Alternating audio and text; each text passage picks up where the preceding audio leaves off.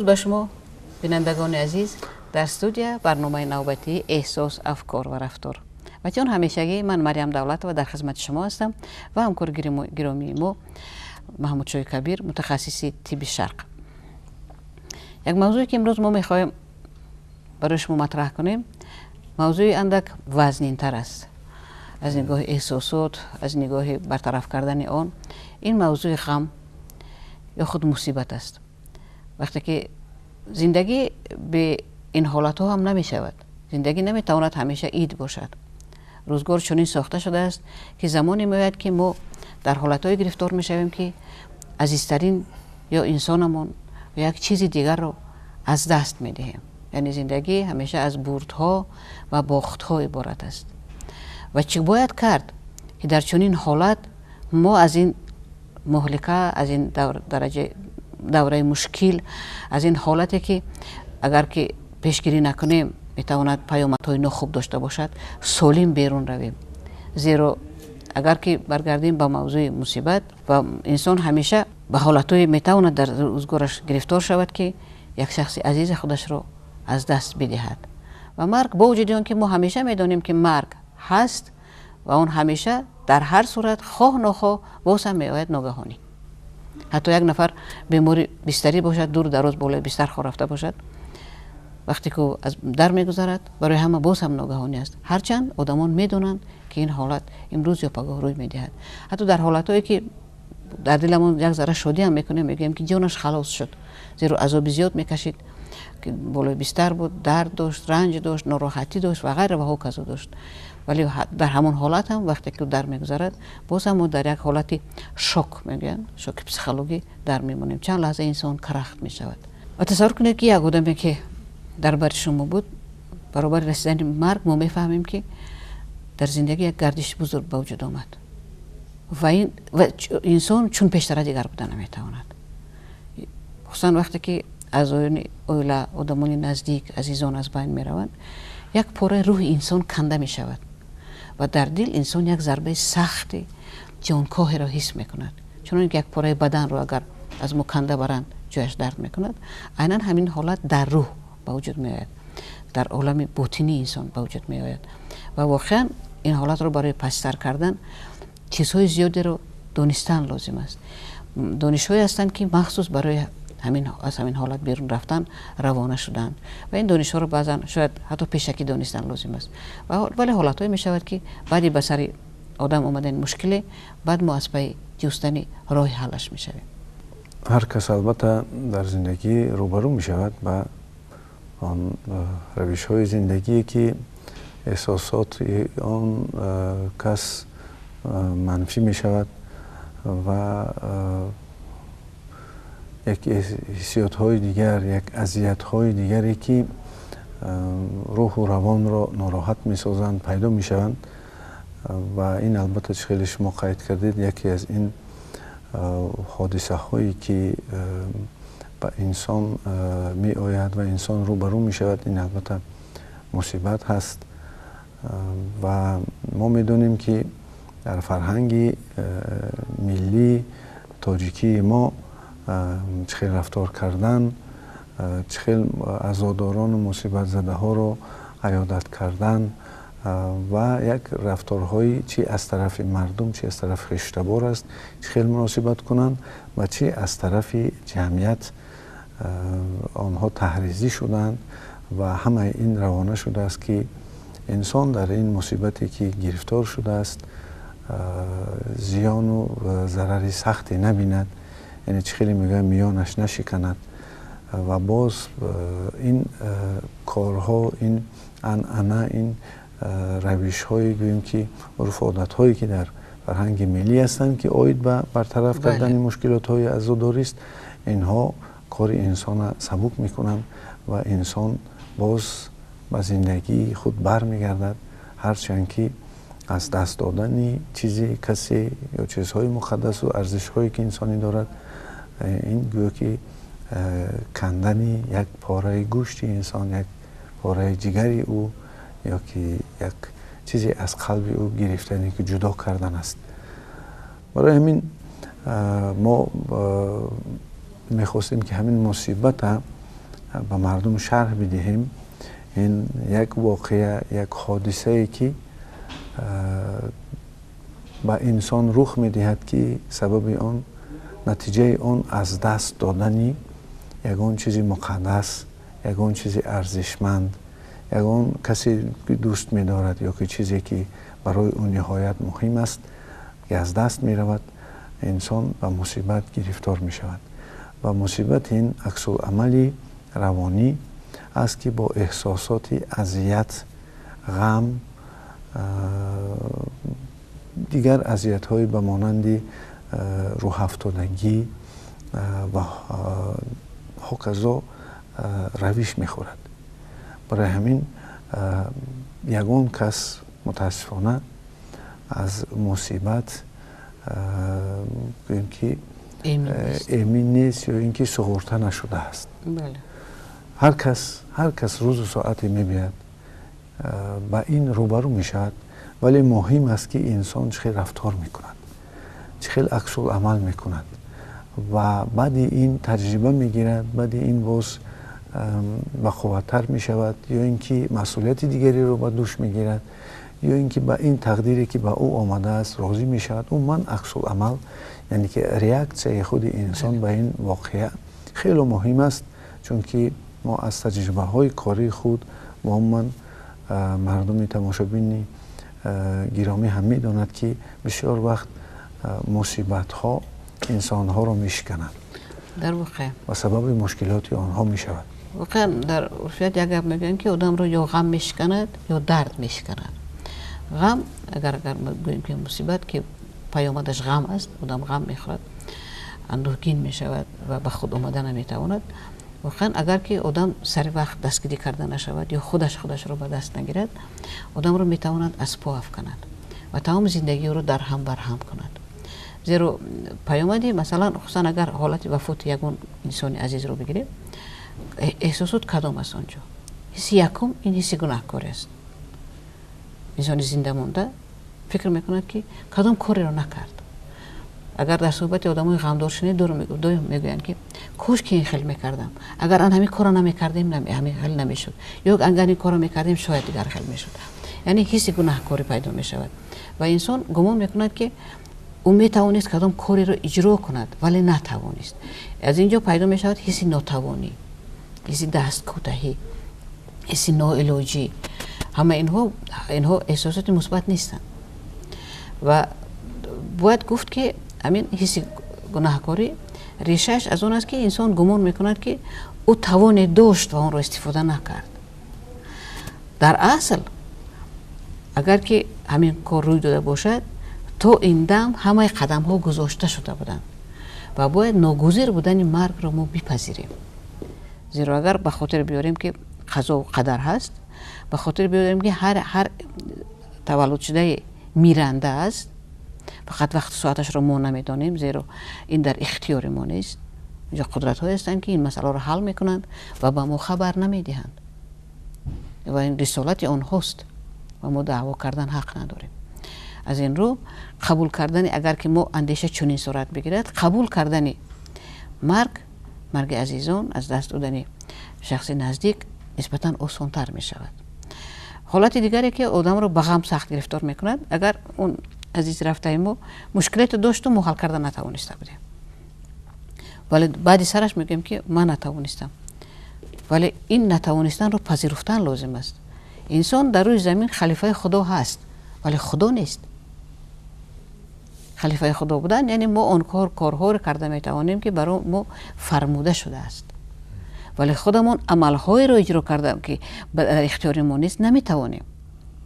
و هنگام که این معنی درک کرده می شود و شعور و تحت شعور جای می گیرد، غم بیهوده خوردن خیلی خیلی کم می شود در نهاد انسان. بعضا ها به خاطر میاریم که مثلا چقدر اذیت کشیده بود و برابرش دوباره اذیت میکشیم. این بازگشتن به گذشته است. ما کوشش میکنیم که گذشته رو اصلاح کنیم، باز هم به ذمه خودمون میگیریم باری که در اختیار ما نیست. اگر در صحبت‌های گذشته ما جای گفته بودم که مثلا در حکمت درمانی حکمت عجیبی است، من اون رو همیشه پیش نظر می آورم، هنگام صحبت استفاده میکنم. خدایا به من قوت بده پس سر کنم آن چیزی رو که در اختیار من نیست. خدایا به من عقل بده اصلاح کنم آن چیزی رو که در اختیار من هست و به من خرد بده که یکی رو از دیگری جدا کنم. یعنی چیزهایی هستند که ما اجرا کرده میتوانیم و آنها رو بشناسیم و چیزهایی را که ما اجرا کرده نمیتوانیم و باید آن رو هم معین کنیم و یکی رو از دیگری جدا کرده توانیم. هنگام غم ها، هنگام سر زدن مصیبت ها، همین چیزها آمیخته میشوند. درست. اکنون باز ما سیستمانوک نزدیک میشویم به این که مصیبت هم همچون یک ظهوری روانی آموخته شده است و در علم روانشناسی و درجه خوب اطلاعات هست که چیکار کردن لازم و بسیار وقت مردم ما از خدمت‌های کلاسیکی که در فرهنگ ما بوده استفاده میبرند وقت و زمانی آمده است که باید خدمت‌های معاصر روانی برای کسانی باشند که آنها متاسفانه به مصیبت‌ها گرفتار میشوند. البته این مصیبت اول مصیبت هایی است که انسان چیزهای متریالی رو از دست می‌دهد. بله. این که مثلا آن چیزی که در خانه و درش هست، چیز و چاره‌اش هست. مثلا یکی از مصیبت های سخت این سوختاری خانه است. یکی ممکن است که ماشینش می‌دزدند. یا اینکه یگان چیزی خوبی خانه یا که هست حالت‌های تلاواری خود از دست می‌دهد، مبلغ معینی را از دست می‌دهد و البته در برابر این باز در چیزهای متریالی هم داخل می‌شود از دست دادن قسم‌های بدن می‌شود، حالت‌هایی که در بیماری‌ها یا که یگان صدمه‌ها گرفتار می‌شوند و آدمان این یا آن چیزهای اندام‌ها یا عضوهای خود را از دست می‌دهند و بدانند که در هر حالت هست راه‌هایی که انسان اگر آنها را رعایت کند و این مصلحت‌ها را گوش کند می‌تواند که باز به زندگی برگردد، خود را برقرار کند و به چیزی گرفتار نشود که سبب ناراحتی‌های بر دوام او یا گذشتن مصیبت به دیگر قسم‌های حیات زندگی او شود. بله. مثلا ما می‌گیریم آدمی بود که پای خود از دست داد و آدمی بود که برابر این باز یک جراحی کرد که سببی از دست رفتن پایهای او شد. دو آدم خیلی عکس العمل میکنن.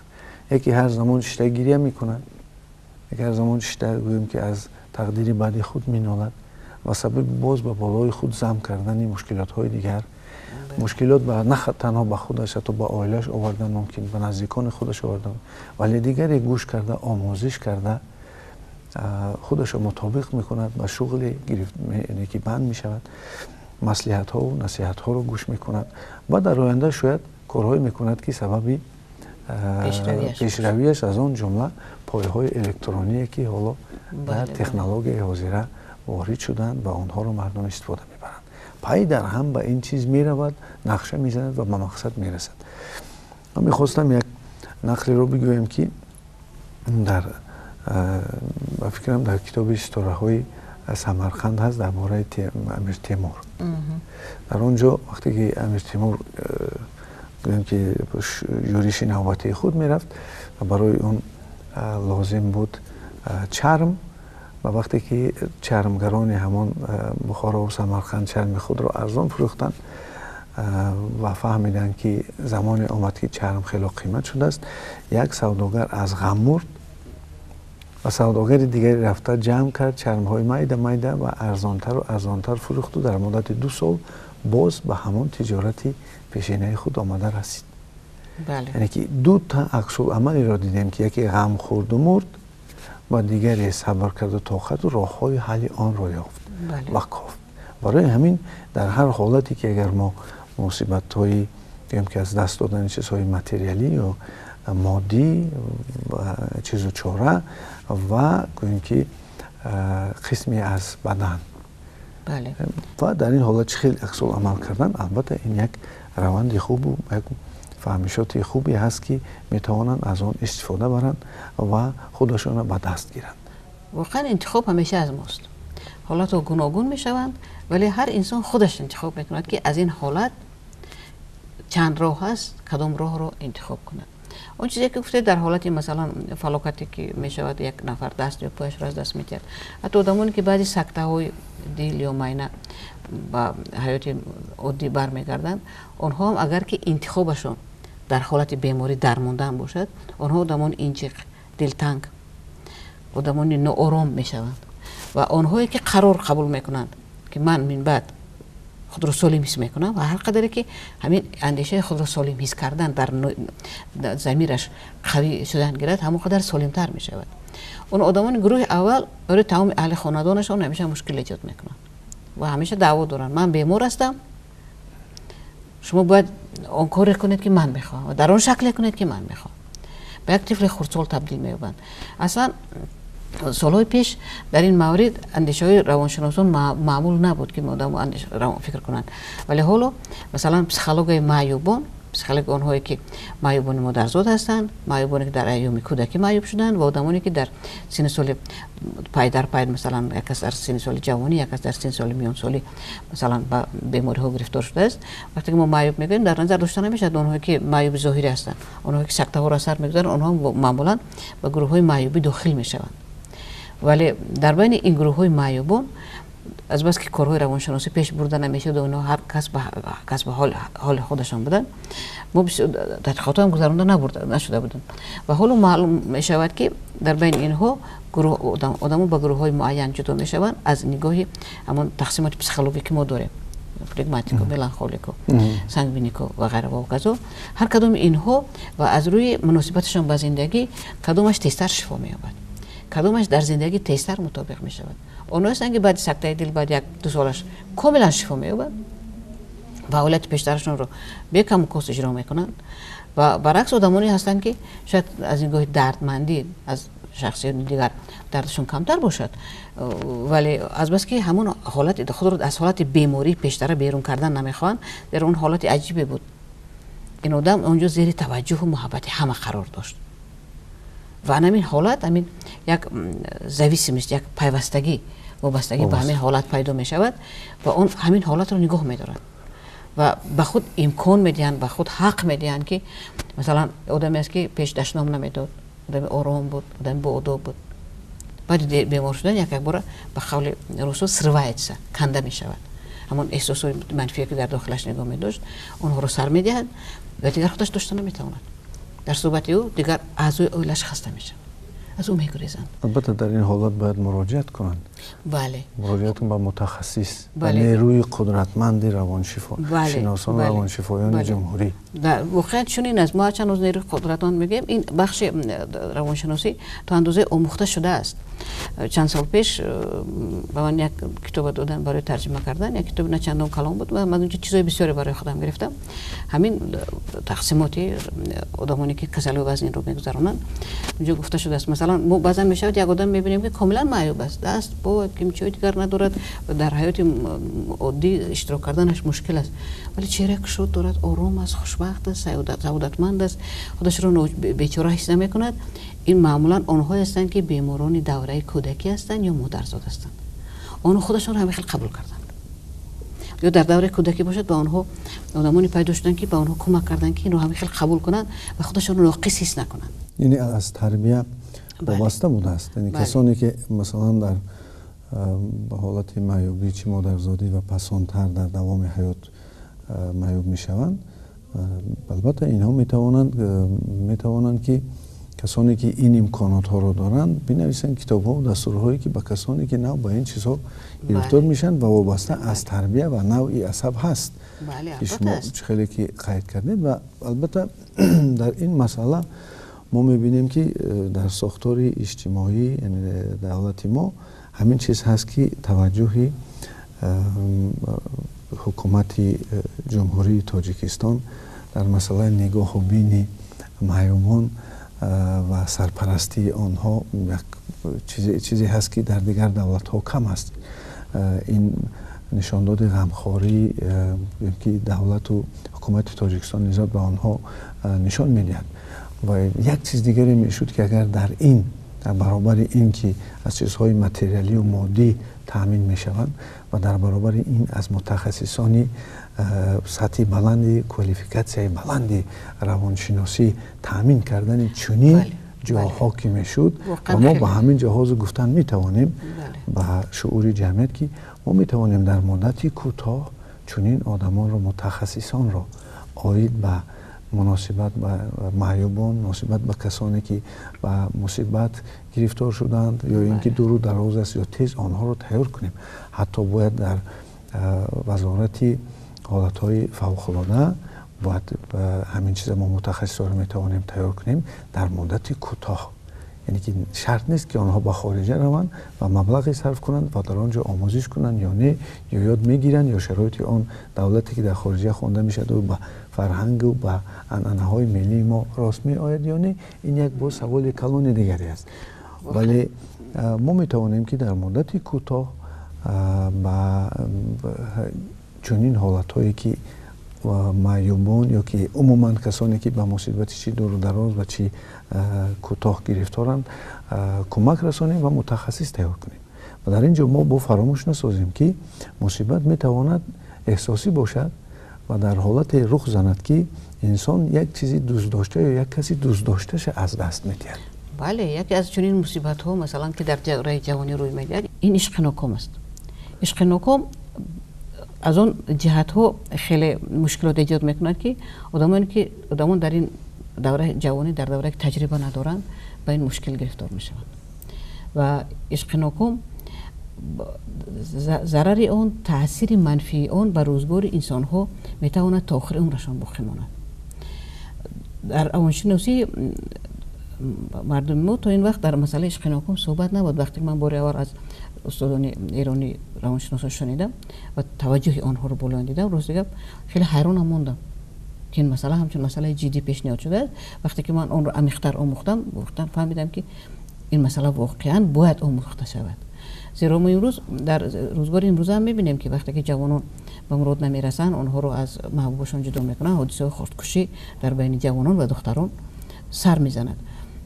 یعنی عشق ناکام ولی این نادرست است. کسی که چنین دست میزد بدانند جوانان که این نادرست است. ولی مشکل در چیزی دیگر است که ما کلان سالان ما درد آنها رو نمیفهمیم. ما کلان سالان عشقی آنها رو همچون یک بازی حس میکنیم. فکر میکنیم که ها گذشته میرود، هیچ گپ نیست. وقتی که ما درد آنها رو حس نمیکنیم مشکل اینجا سر میزنه. حتی حالتایی میشود که این نکاح امکان ناپذیر است. من از روی قانون امروزه ما نکاح خویشاوندان نزدیک منع کرده شده است. حالتی شود که خویشاوندان نزدیکی که از روی قانون باید نکاح نکنند همدیگر رو دوست دارن، چی باید کرد؟ پدر و مادر اطرافیان باید با این فرزندان فهمانده توانند. گویند با آنها گپ دستر است که درد آنها رو حس کرده توانند. این مهمتر است.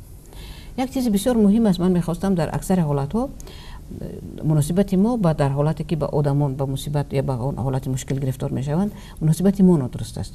ما آنها رو به آنها رحم آنها رو میخوریم. اینجا رحمخوری کاری نمیکنند. رحمخوری برعکس آن آدم رو از مرتبه‌ای که هست پایانتر میفرارد، موقعش رو ضعیفتر میکند. اینجا حس همدردی لازم است. ما حس همدردی رو با رحمخوری آمیخته میکنیم، حالا که این دو چیز از همدیگر خیلی متفاوت و حتی در بعضی حالت‌ها مخالف همدیگر هستند. وقتی که رحم میخورم میگم که بیچاره یک احوالش هم خیلی بس وای یعنی آدم محتاج است، نیازمند است و آدم ناتوان است. وقتی همدردی میکنه میگم که من دردت رو میفهمم، تو آدم خوب هستی، بزرگ هستی، سالم هستی، همه طرفه هستی، ولی حال و درد داری و اون درد رو من حس میکنم. در حالت‌های همه حالت‌ها از اون جمله در حالت عشق ناکام من گمان میکنم که فهمیده توانستنی همین آدمانی که به همین حالت گرفتار میشن و مخصوصا جوانان، نه اینکه سرکوب کردن آنها. معمولا پدر مادران چیکار میکنن؟ دخترک یا پسرک میگه که من آدم انتخاب کرده شما رو دوست نمیدارم، من نفر دیگر دوست میدارم. پدر مادران میگن که نامعقول کردی، گفتگی من میشود، اون شخصی تو انتخاب کرده ای از فلان جهت‌ها با من معقول نیست، من او رو نمیخواهم. و ما فراموش میکنیم که فرض نکاح این روزگی نکاح شوندگان است.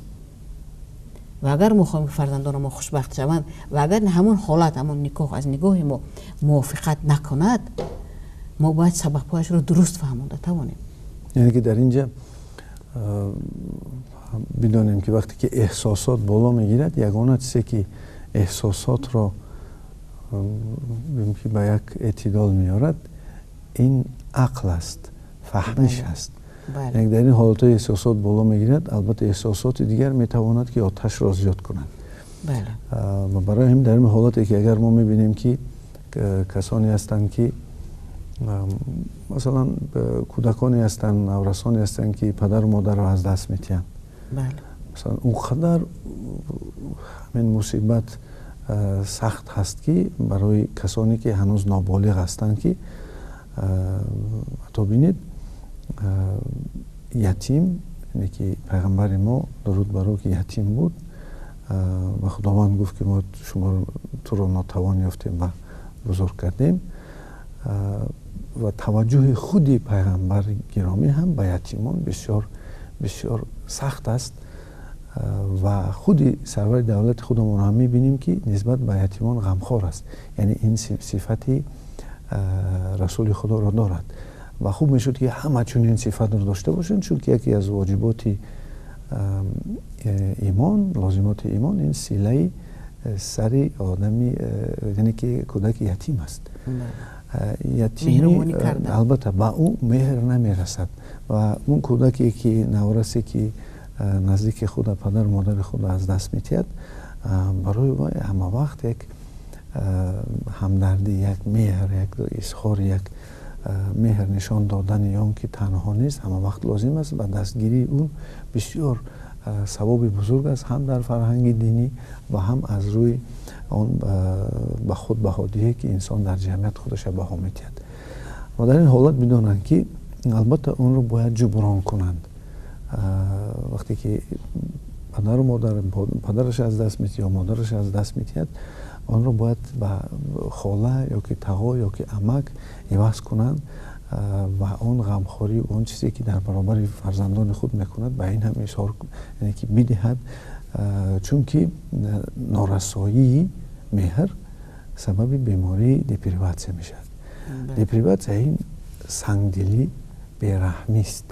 وقتی که آنها بیگانه یعنی کلان میشوند، نسبت به جمعیت نفرت دارند، نسبت به کسانی که آنها را اذیت دادند یا که آن چیزی که در کاری رو ندیدن. برای همین من از در فرهنگ ملی ما بوسه کردن فرزند خویش در نزد یتیم و کسانی هستند که مثلا دوست داشته خود را از دست میدهند.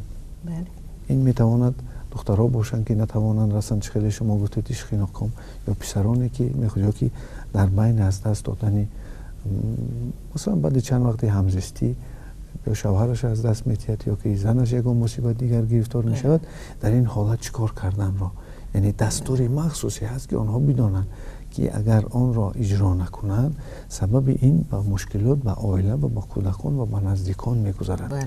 برای همین مصیبت احساسی بینید خیلی در ما ساخته شده است که رفته خبرش میگیرند، به نظارتش نمیمانند، او را تسلی میدهند، تعزیه بیان میکنند، کمک مالی و پولی میرسانند و همه این روانه شده است که همین مصیبت را گذرانند، چون که همه انسان با مصیبت گرفتار میشد یگان وقت و اگر چیزی که میکند همون میبیند.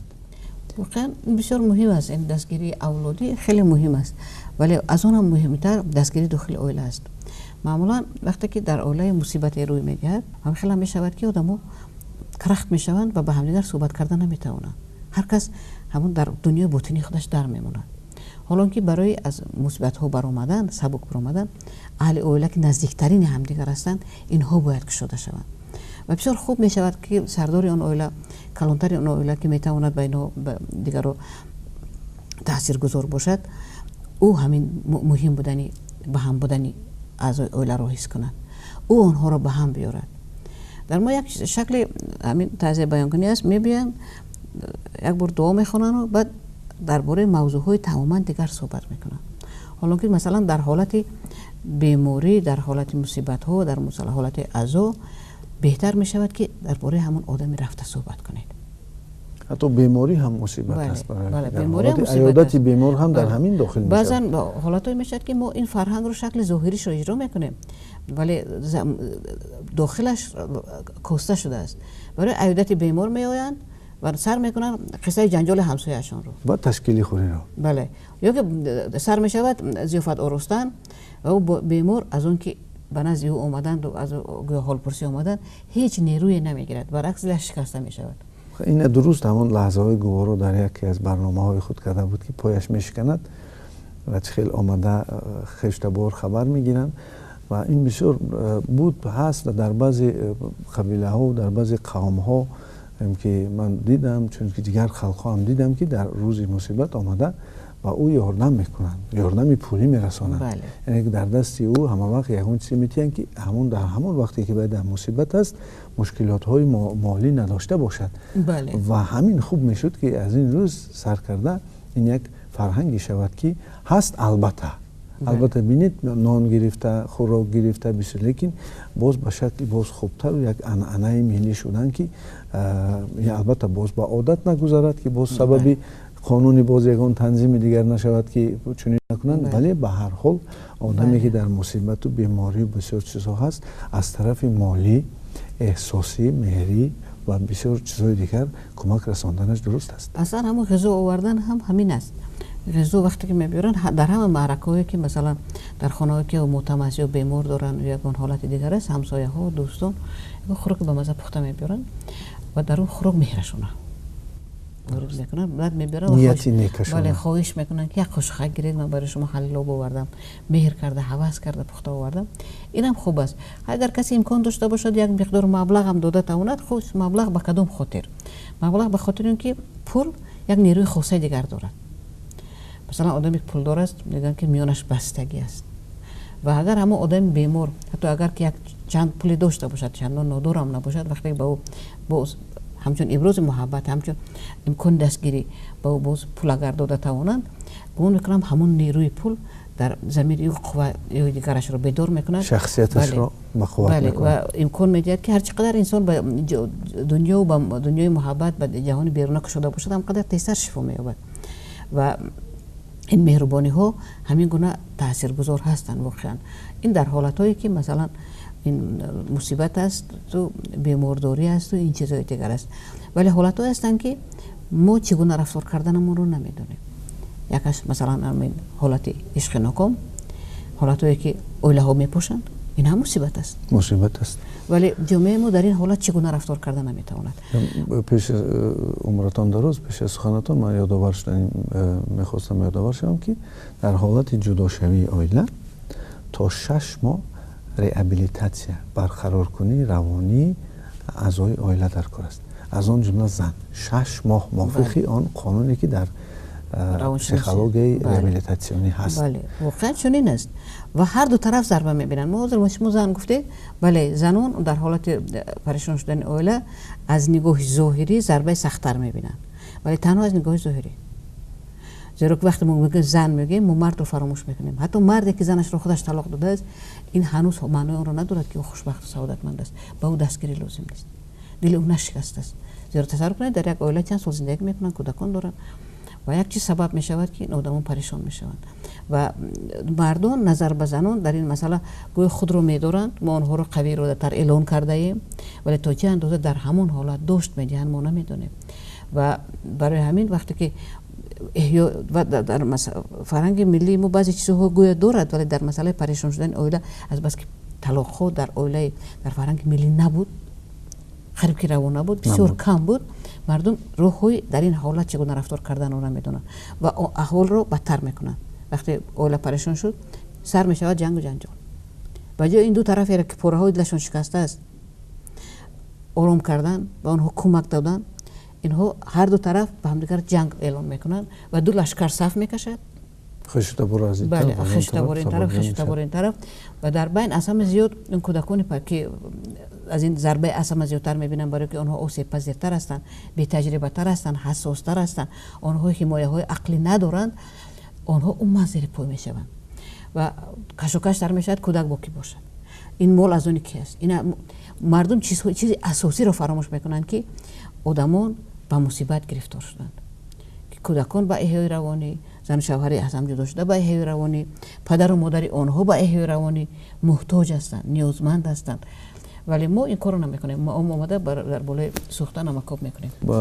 باز عجیب بشون است که در فرهنگ اسلامی درست گفته شده است، در حتی که در این امام اعظم در فقه اسلام در این مسئله درست گفته است که روش جداشوی را و چه خیلی میشد که حتی در قرآن عظیم شان هم این مسئله آمده است و بینید که در آخر میگوید که با یک خوبی با یک مصلحت یک فهمی جدا شوند. تا جدا شوی 4 روش 4 چیز دیگر است که باید آنها را گذرند. بله. و این در فرهنگ ماست. ولی متاسفانه ما وقتی که میبینیم که روش جدا شوی میشد، این با یک جنجال کلانی بین دو قوم میشود. بله. و در فیلم های امریکایی ما میبینیم که آنها جدا میشن، مصلحت میکنن و میگوید که فلان روز آمده میتونی فرزندت بینی، فلان روز این کار کنی، یعنی که رعایت کرده میشد همین چیز. بله. و احساس رو در یک چارچوبه عقلی قانون میگیرن. ولی متاسفانه از نبودن دستورهای مخصوص نسبت به همین و نرفتن پیش مثلا کاردان ها، مصلحتچی ها، کسانی که مثلا از قانون و از روانشناسی درک دارن، سبب میشود که این به جنجال گرفتار میشد و در اول وقتی که جدا میشن بسیار وقتا اونجا نگاه نمیکنن کی گناهکار است، طرف آدم خود میگیرد و بعد چند وقت میفهمن که اون آدمی که طرفش گیزن گناهکار بوده است و با او به هر راه فشار میارن و سبب بیان میشد که اگر زن باشد شکستی روانی میبیند و در خانه‌ای که زندگی میکند با او طعنه میزنند و این سبب بیان میشد که شاید فکرهای ویران هم در سرش بیاد و بیمار میشد. در این حالت مناسب اگر مراجعت کند ما میتونیم کمک خوب رسانیم و باز او رو برقرار سازیم به زندگی. واقعا چنین است. مشکلات زن از مرد از اینجا چه فرقش در اون است که مرد در اوله خود باقی میموند ولی زن پس میگردد. با جایی که از اونجا گسیلش کرده بودن، با جایی که در اونجا دیگر انتظارش نیستن. پدر و مادر مقتدر شاید پیر شدن، کلین های در اونجا ینگه ها اومدن، صاحب خانه، واقعا صاحب خانه آنها هستند. اونجا فرزندان دیگر تولد شدن، اونها کلان شدن، اونها مبارزه برای نعمت خانواده می‌کنند. بله. و در اون خانه این زن برای موقع پیدا کردن دیگر جای ندارد، امکانیت نیست و حالتایی است که زن‌ها هستند که از بس که اراده قوی دارن اونها کلین ها رو پخش میکنن و کلین ها خانه‌ها رو پخش میکنن. جو مشکلات خیلی زیاد بس میتواند در اون یک اویل روش‌های عجیبی هست که اونها آموخته شدن. بله. و این مصیبت پریشان شدن یک اویل تبدیل می‌یابد به مصیبت دو اولاد. نه تنها اونجا مصیبت مثلا زن و شوهر جدا شدن، فرزندان آنها و پدر و مادر آنها، بلکه مثلا در این خانه اگر کلین باشد و اون کلین اینو پخش کنن، از خانه پیش کنن، بله. اون کسا باشد. بله بو میشود که بو خچ خدا باشن، اگر احوال از این بدتر میشود. یعنی یک مصیبت اگر که ما اون رو درست هضم کردن نتوانیم، درست اون رو جابجا کردن نتوانیم، بعدی مثلا در مثال پریشان شدن اولا یا حتی در مثال بیمار شدن یک نفر هر چیزی نباشد، میتواند پیامدهای دورمدرازی ناخوشی داشته باشد که آنها رو دیگر حل کردنش خیلی مشکل میشود. و جای گپ است که وقتی در چنین حالت میشد و مراجعت کردن نمیتوانند، آدمان با عقل انعمان از همین دو عائله بشینند و مصلحت کنند و احساسات را پخش کنند. یعنی این کسانی میشن که در همون عائله، در همون اولاد صاحب احترام هستند، آنها در زندگی زمانی دولتی پیری رانده ایستادند، آنها در جمعیت یک پیشروی های خوبی کردند که از مصلحت آنها استفاده برند و آنها مصلحت خود رو به اینها دریغ ندارند. و میگذاریم باز به مصیبت دیگری است که انسان وقتی که عقیده خود را از دست میدهد. و ما در زمان شوروی وقتی که بسیار کسا را دیدیم که اینقدر باوری داشتند، عقیده این یک استریوتیپ های تفکری و استنافگاه هایی که در معینه سر هستند و آنها او رو به هدفش میبرند و به مقصدهای او میرسانند. وقتی میبینند که عقیده ای دارند و اون عقیده سببی یعنی که از بین میرد یا که سببی مصیبت های او میشد، که سببی مشکلات آوردن به خود شخص و به اعضای عائله او و ناکام شدن در زندگی میشود. بله. اصلا شکست اخلاص این هم یکی از مصیبت های خیلی جدی است و در دوره که مثلا ساخت جمعیتی نخست دگرگون شد ما دیدیم چگونه آدمان بسیار وفات کردن، عالمان، آدمانی که مطمئن بودن. در دوره که مثلا شخص پرستی استالین از بین فوش کرده شد و سال 53 بعدی وفاتی او آدمان با چه حالت ها گرفتار شدن. من حتی در خاطره های استاد لاهوتی شنیده بودم که وقتی که شخص پرستی فوش کرده می شود، آشکار کرده می شود، بعضی چیزا رو میگن، به خانه آمده به همسرش میگه که این شکستی اون نیست، شکستی ما هم هست، ما بودیم که وصفش کردیم، ما بودیم که بردار کردیم. اگر این سیاست شخص پرستی باشد همه ما گناهکار هستیم، یعنی همون حس گناهکاری که بعد وفات کسی در دل انسان پیدا می شود، این شعاری بزرگ رو هم فرا گرفته بوده است. و از خاطره های خانمشون سلیمی زنم من یادم داره است که گفتن که بسیار حال خوب نداشتن استاد و همیشه میگفتن که این دردی من هم هست. یعنی دیگر شدنی عقیده های جمعیتی که همچون مقدسات، همچون ارزشات اولی اعتراف شده است، وقتی یک بار تبدلات به وجود میاد و آدمان با اون پیوستگی داشتن، وابسته شده بودن، وقتی اون از بین میرود واقعا این مصیبت اجتماعی و جمعیتی است که این اگر در یک اویله ضرر بیند، یک اولاد از پریشان شدن اویله ها و چیزهای دیگر اگر که به حالت منفی گرفتار شوند، سر کنید در حالت اخلاص شکستن ها، اخلاص های جمعیتی، ارزش های اولی شکستن، یک جامعه بزرگ به این حالت گرفتار می شود، یک جامعه بزرگ راهگم می زند، یک جامعه بزرگ میتواند شکسته شود به حدی که قدم های موندن قدم های من بعدش خیلی مشکل داشته باشد. و یک چیزی که ما دیدیم بعد پاش خوردن سویتی، این یک نوستالژی، یک حزن، یک دلکشالی و همان در دوره بود که اکثر مردم اگر توانستند مطابق شدند به زمان حاضره، آنها زنده موندند، زندگی خود بردند و کسانی مطابق نشدند به زمان حاضر متاسفانه بیمار شدند و از بین رفتند که یکی از قانون‌های حیات این روش تیز خوب مطابق شوی است به شرایطی که فرا میگیرد. البته منم فکر میکنم سالهای 80 که قدر عقیده هایی بود که در شعور ما آنها رو وارد میساختند و کمونیسم رو میگفتند و همه این وقتی که در سالهای 90 برباد رفت سبب باز از سر نو برای بعضی ها مصیبت و از سر نو ساختن عقیده های نو شد و همین برخوردی که در تاجیکستان شد همین بود که برخورد عقیده ها بود و سبب آن شد که همون دوره عالمان و کسانی که یک لجام جامعه را در دست داشتند سر وقت آن را نکشیدند و این خطای عالمان همان زمان بود که باید جنگ را پیشگویی میکردند و آن را حفظ میکردند و باعث تلفات نمیشد و ما این پروسس روش گذریش ما آسانتر و خوبتر میشد. متاسفانه سبب های گوناگونی بود، عقیده های اکستریمیستی بودند، چی بودند که آوردن به این رساندن که پیشگیری نشد. ولی از این پیش ما باید این چیزا به نظر گیریم که وقتی که عقیده ها اگر نادرست باشند، وقتی که آنها عقیده هایی هستند که سبب مشکلات و بدبختی دیگران هستند، از این عقیده ها دست کشیدن لازم است. و یکی از این عقیده هایی که حالا ما آن رو میخواهیم این که در مردم ما باشد، این البته جای خود در جمعیت یافتن و جمعیت خود آباد و پیشرفته نگاه داشتن و حفظ ارزش های ملی و دینی خود است که ما در جامعه حاضره خود باید آن را منتشر کنیم. و دیگر چیزی که بسیار مشکل است و مصیبت می شود وقتی که انسان از دست می دهد آن آرزو و هوس و هدف های خود را که در روان و فرهنگ خود داشت. میگه اون چیزهایی که من بناخواست یکی از جنجال های درونی عائله هم از همین سر میشد که وقتی که انتظار است، آرزو دارد، هوس دارد و همان اجرا نمی کنند. وقتی که از میخواست که در خیال و در تصورات خود چیزهایی را ساخته بود که بناگاه آنها در زیر تاثیرات چیزی یا کسی از بین می روند و این هم برای انسان یک مصیبت سختی است.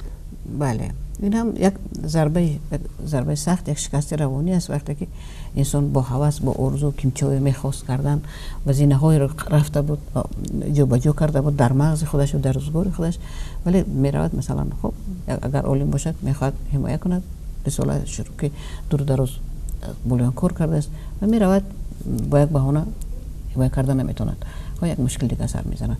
این چیز مثلا در دوره شوروی خیلی زیاد بود که علمان ناموفق میشدن. حضور این مثلا روند آسان‌تر شده است. خوش یا که مثلا یک نفر یک چیز پول جمع میکند میگه که ماشین خوبی میخوام بخرم برای خودم، خصوص برای مردم بسیار محبوب است ماشین داشتن و یک حس مردانگی اون رو زیاد میکند، نیرو میبخشد و خدای نکرده یک کس بیمار میشود پول میگیرن در معالجه یک کس دیگر صرف میکنن و از بعضا میشود که از صاحب پول نمیپرسنن. اولای ما هم خیلی است که اگر پول من جمع کرده باشم پدر من اگر در کشد میگن که پسر فلان قدر پول جمع کرده است بیار میگه تو مامان در کار است و ماشینش بدتر میخرن. این هم شکستنی آرزو است. اینکه آرزوها هم شکست خورن، هدفها شکست خورن. البته در اینجا باز جایز است گفتن که باید انسان ها در دل خود، در ضمیر خود به شغلی، به مقصد، به هدفی داده شده باشند. از خردی باید در شعور کودکان، در شعور نورسان، در شعور جوانان یک چیز ما پر کنیم، وارد اندازیم یا آنها رو به اندیشه وادار سازیم که آنها از زندگی چی میخواهند و این خواهش آنها موافق قانون و قاعده های همین جامعه باشد که حالا آنها زندگی میکنند. واقعا اگر که ما آرزوها رو در دایره قانون و قاعده ها و شرایط محل تنگ کنیم اون آرزو بودن نمیتواند، بول ندارد. آرزو و یا هدف باید همیشه از امکانات بیشتر باشد، بالاتر باشد و امکانات را از پای خودش بره. البته من در این مورد آرزو در نظر ندارم که قانون ها شکسته شوند، زیرا آرزوها به قانون ها کار ندارند و آنها قانون ها رو ویران هم نمیکنن. آرزو همیشه یک چیز زیباست، فقط قدم ها باید در دایره قانون باشه و وقتی که با فرزندان آرزوی والا کردن رو آموختن لازم است. یک از این چیزی که شما گفتید یک مثال به یادم آمد که زمانی از استادان خودم در دانشگاه شنیده بودم. شاگرد میاد به درگاه و استادش میگه که تو چه آرزو داری؟ میگه میخوام چون شما باشم. میگه هرگز نمیشه. میگه چرا چنین گفتید؟ میگه من میخواستم چون خیلی در سطح بلند باشم که به اینجا رسیدم. اگر تو میخوای چون من باشی من کیستم؟ من یک آدم خیلی عادی ام. یعنی به آرزوت پر و بال بده. اون باید از امکانات خیلی زیادتر باشد. تو نگو که من نمیتوانم. تو گو که من از پای آرزو میروم و نیرو پیدا میشود. یعنی آرزو باید امکانات ها رو کشاید. این یکی از راه‌هایی است که ما هنگامی که در حالت گرفتار شویم اگر آن آرزو رو با آرزوی ما خیانت نکنیم اون آرزو ما رو باز پیشتر میبرد. ولی اگر که با اندک مشکلات مثلا اون جوانی که مبلغ جمع کرد و پدرش پول گرفت و ماشین نخره گفت که تمام احوال من بد شد، من ماشین ندارم، اکنون دیگر چیکار میکنم؟ و در قدم آینده ماشین دار میشود یعنی خدا میتونه مناسبتی با پدرش ویران کند، با اون بیمار رو در دلش از روز رنجت گوید که یافت وقتی کسل شدن شما من پول برای ماشین جمع کردم، من پگاه خریدم در کل پول از دست من گرفتم و غیره و کذا. ولی اگر آرزوی ماشین خرید داشته باشد از این رفتن پول شکسته نمیشود. میگه که خواه این پول کم بود، این شاید برای اون ماشینی که من میخوام نه موافق باشد، من زیادترش جمع میکنم، زیادترش کار میکنم، یعنی باز هم به خود امکان بدهد گوید که من از این بهترش میخرم. یعنی این همین این وقت خریدن ماشین من نرسیده باشه این معنی نداره که من هرگز ماشین نمیخرم. دو چیز در کار است که به مقصد رسیدن، یکی وقت گذارن جدا کنن برای همون چیز و آموزش کنن. دو بالی هست که انسان به هدفهاش میرساند و هر روز نشسته نقشه بکشن. مثلا ما در تشکیلات های جمعیتی خود با چنین کار سر و کار داریم، مشغولیم که کسانی که میخواهند به مقصدها رسند آنها رو آموزش میدیم، یاد میدهیم. یعنی که مقصد به مقصد رسیدن و مقصد از دیتیل ها، از جزوه های عبارت که از هست، قدم ها، از قدم هر یکی اون که انسان درست کرد و نیرو یافت، وقت یافت، میتواند به اون چیزا برسد. و باز وقتی که بسیار آرزو و هوس ها از بین میروند بگذار دلشکسته نشوند، باز از سر نو آن را بسازند، چون که انسان با امید زنده است. و مصیبت دیگری که ما آن را باید در این مسئله گپ زنیم، این البته مصیبت اجتماعی است. وقتی که وظیفه رو از دست میدهند، بله، وقتی که خانه از دست میرد، عائله ویران میشود، وقتی که وطن از دست داده میشود، مثلا مانند مردم کردی که چندین صد ساله ها هست که وطن آنها تقسیم است، مبارزه میبرند و بینید که به چه مصیبت ها، مشکلات های آنها گرفتار هستند. اینکه وطن یک قسم پاره از سرزمینی، از همین زمینی هست که ما در آنجا آزادانه زندگی میکنیم.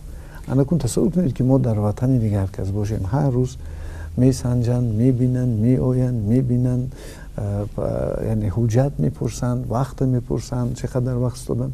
بینید ما وطن به قدرش رسیدن، این یکی از آن هویت های ملی ما هست که آن باید در دل هر کس باید ریشه دوانده باشد و البته از دست دادن این چیزها انسان ها رو با مشکلات های زیادی میارن. واقعا چنین است، واقعا چنین. اونهایی که مثلا به مهاجرت ها میروند، مهاجرت های خود اجباری باشن، خود مهنتی باشن، خود از دیگه سیاسی و از جای به جای میروند. در سرتاسر جهان همیشه چنین است، جای نارامشون مردم به جای دیگر میروند، ولی وطن کسی دیگری، جای دیگری نه همیشه میتوانند برای خودشان همچون وطن در ضمیرشان بپذیرند. اونجا زندگی میکنن، منزل دارن، جای کار شاید خوب دارن، معاش خوب شاید دارن، ولی همیشه یک دلکشولی و حزن وطن اونجا هست. یک شعر بسیار مشهور است، این خانه قشنگ است ولی خانه من نیست، که مردم ما رو بسیار دوست میدارن، میدونن، میسرایند. این شاعر واقعا همین درد رو میگه که در جای دیگری هستم ولی اون وطن من نیست و این هم مصیبت است. و من میخواستم یک چیز دیگر رو برای تماشاگران گفته توانیم که ما چند نمودی مصیبت ها رو، چند نمودی ضربه های روانی که انسان میتواند در زندگی به آنها دچار شود پی در پی در یک شکل، یک سیستم نامبر کردیم، ولی راههای برآمد از این حالت ها رو نیز من گمان میکنم گفتن لازم است. و در این مورد دو جنبه است، یک شخصی که خودش به مصیبت گرفتار شده است، دویمش آدمانی که در اطراف هستند. چگونه باید رفتار کرد در حالتی که یک مشکلی از پیش اومد، ما به مراد نرسیدیم، اون چیزی که میخواستیم از دستمون رفت، چی باید کرد که قدم نوبتی رو گذاشته توانیم؟ زیرا اگر که همین لحظه درد، این برابر این است که مثلا یک بیمار رو جراحی میکنند، اگر همون لحظه زخم رو درست ندوزیم، خدای نکرده اینفکسیون درآید، درد مزمن می شود، دراز می شود و می تواند به درد جسم های دیگر تاثیر کند و این آدم رو از بین برد. برای همون لحظه که مصیبت روی داد، همون لحظه و قدم های بعدی که بسیار دوره مؤثر هستند.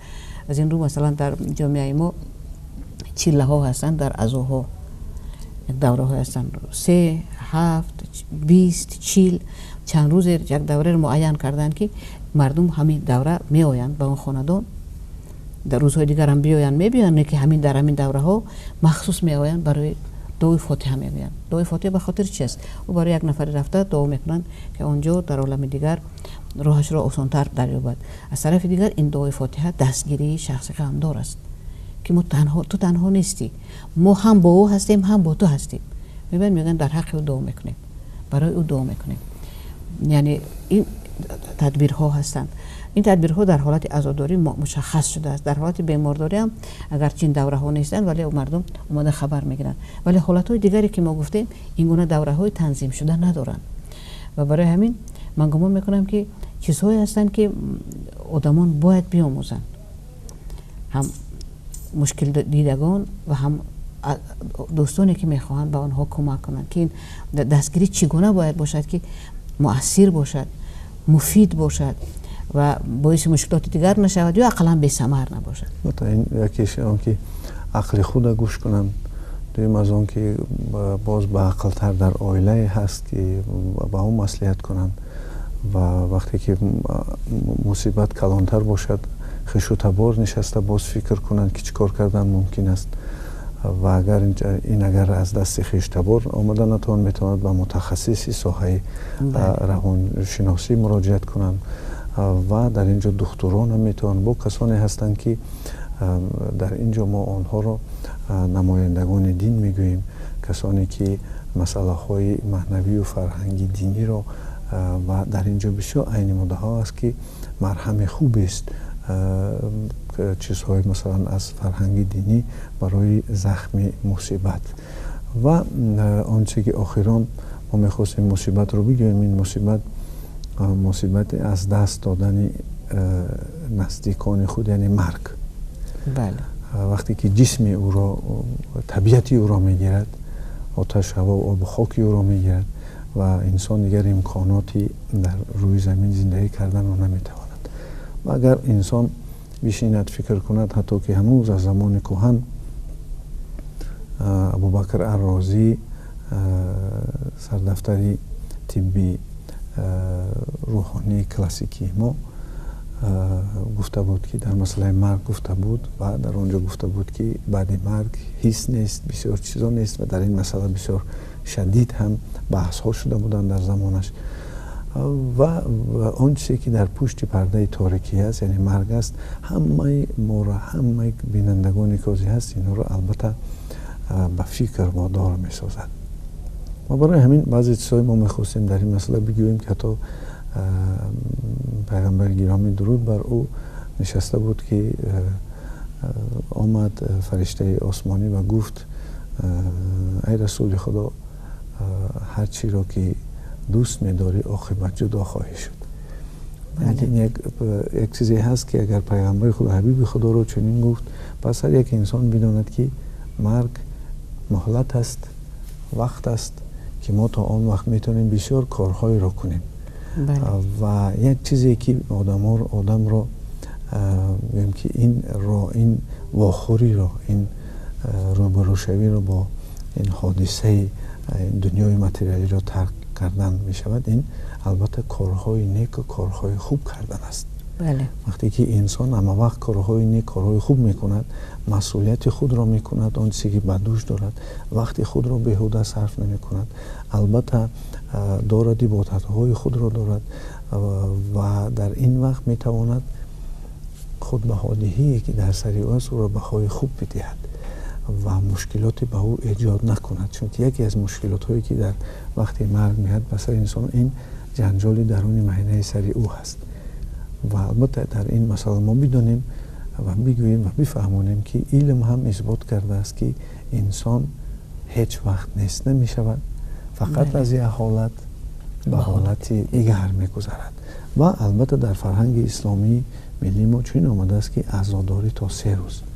برای چه این ما این چیز بگوییم که جهل و جاهلیت در این وارد نشود، چون که وقتی که یگان کسی اعضای عائله و مرگ روبرو می شود و از این دنیا می رود، ما می بینیم که این مصیبت رو دراز دوام می کند و همون کسی این مصیبت رو می کنند که جاهل هستند، جهل دارند، دانش بسنده ندارند و آنها یک بلا رو در آن خاندان 2 بلا می کنند. سبب بیماری دور و دراز آن خاندان می شود و صرف مبلغ زیاد می شود و اون کسانی که باز می گویند که مردم چی می گویند و برای مردم می کنند، این مشکلات دیگری رو برای آنها ایجاد می کند. برای همین خوب می شد که در این مسئله آن دستورهایی که از طرف کمیته دین هست، از طرف مفتیات هست که در آن نمایندگان خود را فرستند و در آنجا در مسئله هایی که چخیل خود را به دست گرفتند و تا که قانون های نه دین ویران شود و نه جمعیت رو ویران کنند و نه مشکلاتی برای رشد و نموی آینده عائله خود برپا سازند، برای هم بینانند که انسان هیچ وقت نیست نمی شود و البته از یک حالت به حالت دیگر می گذرد. فقط همین قدر که 4 عنصری که دارد، آتش، هوا، آب و خاکی که بدن او را ساخته است، او را در این دنیا می گذارد و عالمی دیگر عالم ها می رود. و من وقتی که به خلقهای گوناگون نگاه میکنم، مناسبت آنها را به مرگ، هر یک خلق دنیا یک فرهنگی درستی نسبت به مرگ دارد. بله، مناسبت خاصی دارد. مثلا در مردمی و ما برادر و دوست روس، بعد آن که مصیبت به آنها نشد، آنها بگیم که پمیمکه دارند. بله. و این فرهنگ آنها هست. به همین واسطه اون ملت از این حالت میبرد و در ما باشد بعد 3 روز عزاداری گذرانیدن بعضی معرکه هایی هست که آنها در قانون در شدند و همه این روانه شده است به نگاهداری ساختاری همون عائله که شکست نخورد و گریه‌ای که آنها میکنند بسیار وقت گریه‌ای که دور دراز و داد و فغان است. این گریه محافظت هست، گریه محافظتی است. شاید برای اون کسی مرده است نباشد، چون که در گریه اظهار میکنند آن که من گناهکار نیستم، یعنی که من اون رو دوست می داشتم و من بینید که برای او چه کارها میکنم. شاید در زندگیش چنین کارها نمیکرد. برای آدم دانا و حکمت شناس آن چیزی که مناسبتی که در آنجا دارد معلوم است که برای چی این کار میکند. و در اصل ما میبینیم که کسانی که با فهم هستند لباس اعظم میپوشند، میان خود را میبندند و معرکه‌ای که گسیل آن کس است به عالم دیگر آن را درست و با عقلانه و با مصلحت میگذرانند. اصلا اگر که عمیق‌تر نگاه کنیم، مرگ یک حادثه مقدس است و اون رو همچون مقدسات اعتراف کردن لازم است و از بس که این فرمود خداوند است و ناگزیر است، این رو هم شناختن لازم است. این چیزهایی هستند که کار ما رو آسان میکنند، مناسبت ما رو با مرگ سبک میکنند و تحمل کردن رفتن عزیزان رو از اون جمله. چیز دیگری که کمک میکند گذشته رو با گذشته واگذاشتن، با گذشته جنگ نکردن. اکثر آنها که به غم در میمونند دو نمودی پس سر کردن مصیبت است. یکی واقعا آدم غمگین میشود، شکسته میشود، اینو وانمود میکنن که غمگین هستن. و آدمی که واقعا غمگین است او باید داند. و چیزی شما گفتید من میخواستم اون رو خلاصه کنم، بگویم که وقتی که جسم میرود روح باقی میماند و رابطه ما با روح باقی میماند. ما همیشه میتوانیم با اون عزیزی که از ما رفته صحبت کنیم و آسان‌تر ارواح میگه. بله، ما میتوانیم دعایی که در حقش میفرستیم یک چیز است و حالتایی است که میتوانیم مستقیما گویا صحبت کنیم و حتی جوابش میآید از مغز سر ما، از تحت شعور ما، زیرا شعورها با هم پیوستند. اون کانال اونجا باقی مانده است، کانال رابطه ما و این یک راه خلاصی است، سبک کردن درد است. و چیز بسیار مهمی دیگر من پیشتر در آغاز صحبت گفتم و اینجا میخواستم تاکید کنم، از خود خدا نساختن. این چیز رو سیندروم بوگا میگن. آدم فکر میکند که من اگر این کار میکردم اون کار میکردم این حادثه روی نمیداد و با این رو خود رو گناهکار میکند. حس گناهکاری درد رو زیاد میکند و ما گناهکار بودن نمیتوانیم به مرگ کسی. اگر من رو زده خودم نکشته باشم، اگر من قاتل باشم، مرا قانون جزا میدهد. ولی در حالت‌های دیگر که یک کس از بیماری وفات میکند، حالت‌های دیگر رو میتونن انسان با تقدیر خداوند از بین میرود. اونهایی که بعد او زنده میمانند باید با آینده نگرند، زیرا زندگی اونجاست و هر کسی که رفت در حق او خدمت زیادی کرده میتوانیم. بعد سرشم اولا چیزی که شما گفتید در زندگیش کوشش کردن لازم که ما همدیگر رو نرنجانیم، به خدمت همدیگر برسیم. یعنی اون بسیار خوب گفتید. من در سرم همین فکر بود که حالا که زنده ایم، بله، حالا که ما دیگر رو میبینیم، بله، ما به قدر دیگر برسیم. و اگر که شد و ما فکر کردیم که کمتر رسیدیم، یعنی امکان ما همان قدر بود. با گذشته جنگ کردن ما به منفعت ما نیست و خاصه به منفعت او شخصی رفته نیست. یک چیز دیگر که بسیار مهم است از نگاه روانشناسی برای من مثلا بسیار کمک کرد در سالهایی که به این حال گرفتار بودم، درترش اون شخصی رفته ما رو دوست می‌دارد. می‌داشت نمیگویم، می‌دارد میگم، هنوز هم هست، روحش با ماست و ما رو دوست می‌دارد و او غمگینی ما رو نمیپذیرد، غم ما رو شاد نمی‌کند. یکی از سبب‌هایی که در همه دین‌ها عزای دور و دراز و داد و فریاد کردن بسیار غمگین شدن رو منع می‌کنند، همین است که وقتی که ما گریه و ناله می‌کنیم، وقتی که خود رو در حالت سخت گرفتار می‌کنیم، تصور باید کنیم که او زنده است، در بر ما است، همون حال ما رو می‌بیند. اگر او شاد می‌شود، اگر که ما خواهیم که ارواح‌ها آسوده باشند، آنها آرام باشند و از ما شاد باشند، راه‌های دیگری با آنها نیکی کردن هم هست. عزیزان او را دوست دارید، دوستان او رو خبر گیرید. حدیث پیغمبر گرامی است، میگه اگر در زندگی پدرت به پدرت خدمت نکرده باشی، با دوستان او خدمت کن. بله، ما کارهای زیادی کرده میتوانیم که او آنجا آرام باشد و خاطر ما هم آسوده باشد و خود را به غم گرفتار نکنیم و از پی این غم و مشکلات دیگری هم برای خودمان هم برای عزیزانمان و اهل عائله‌مون نبیاریم. و خوب میشد که ما باز بار دیگر درک نکی بگوییم به بینندگان گرامی که کسانی که در بین ما نیستند آنها هستند ولی در عالم خود هستند. بله. و آنها هم غذا میخورند در همین دعا و همین کارهایی که ما برای ارواحان میکنیم با آنها به شکل غذا میروند و آنها عالم خودشان دارند و همین قدر که آنها به این عالم اثر یعنی که دیگر به خودشان تقدیر خودشان دیگر کردن نمیتوانند چون که حساب کتاب خود را دیدن. فقط برای آنها ما میتوانیم که دعا یادی نیک و چیزهایی کنیم که سبب خوشنودی روح و ارواح آنها شود. و خوب میشد که ما باز خلاصه این برنامه امروزینه خود بگوییم که بدانیم که برای آن که ما از حالتهای مشکلی مصیبت برای همین مخصوص دستورهای هستند که آنها را باید رعایت کرد. اینها در فرهنگ دینی فرهنگ ملی ما هستند. اگر ایجادیات کلاسیکان خود ببینیم در این باره بسیار چیزها گفته شده است. ما حاضر سیستم خوبی خدمت رسانی روانشناسی طبی و روانشناسی عمومی داریم. از اینها استفاده بر ما سیستم خوبی که دینی داریم فرهنگ دینی که میتوانیم از نیروی آن کسانی که آنها رو نماینده دین میگویند و از آنها استفاده بریم که آنها به ما اطلاعات خوب و درکاری رو بدهند و باز برای آن که انسان به مصیبت ها یعنی مصیبت ها رو پیشگیری کند. البته چند چیزی رو کردن لازم است که این رابطه خوب با خدای حکیم داشتن لازم است. مخصوص مشق‌های روانی است که ما کار کردیم که آنها سکوتند، سکوتی کبیر آنها گفته میشوند و غذای خوب خوردن است، مهر و محبت داشتن است، خواب نغز و دمگیری خوب داشتن است، مهنت کردن است و دائم فکر خود به چیزهای خوب و چیزهای نغز و کارهای سازنده بند کردن است. باقی خداوند ما و شما را در پناه خود حفظ کند. بله، بهترین درخواست تمنیات برای بینندگان ما. خوش، در اینجا میتوانیم به برنامه خود انجام ببخشیم و به همه شما بینندگان عزیز روزی خوش، آزادی از همه درد و غم ها تمنا داریم. آباد باشید.